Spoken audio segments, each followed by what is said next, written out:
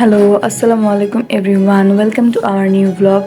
So আজকে একটা recipe আপনাদের সাথে শেয়ার করব। সন্ধ্যার নাস্তা বানাবো, তাই ভাবলাম যে রেসিপিটা আপনাদের সাথে শেয়ার করা যাক।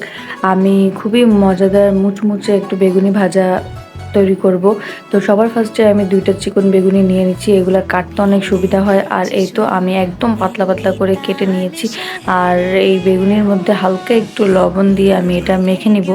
দেন এখন আমি বেসনের ব্যাটারটা বানিয়ে নিব। তো আমি 1.5 কাপের মতো বেসন নিয়ে নিয়েছি আর 1 কাপের মতো চালের গুঁড়া নিয়ে নিয়েছি, কারণ বেসন আর চালের গুঁড়া মিক্সড করে দিলে খুবই মুচমুচে হয়। দেন এখন সামান্য একটু আমি হলুদের গুঁড়া আর 1 চা চামচ মরিচের গুঁড়া আর একটু লবণ দিয়ে এখন আমি এই শুকনো উপকরণটা ভালো মতো আমি মেখে এটার মধ্যে অল্প অল্প করে পানি মিশিয়ে নিব, যেন ব্যাটারটা একদম পাতলাও না হয় আর অনেক বেশি ঘনও না থাকে।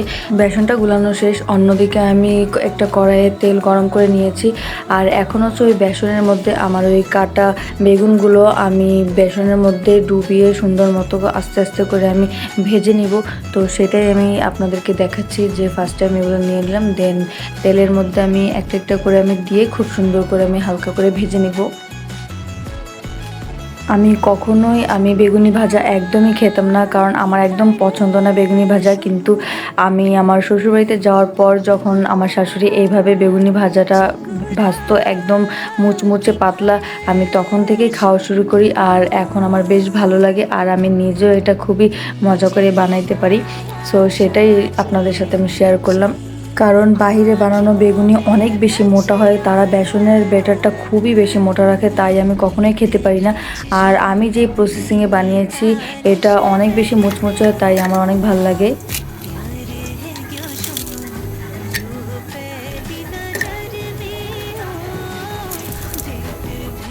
ভিডিওটা দেখে আপনারা বুঝতে পেরেছেন যে কতটা বেশি একদম ক্রিস্পি হয়েছে আর মুচমুচের কি সুন্দর আমি ভেঙেও দেখাইলাম যে কতটা বেশি মুচমুচে হয়েছে। তো এই তো সবগুলো বেগুনি আমার ভাজা শেষ।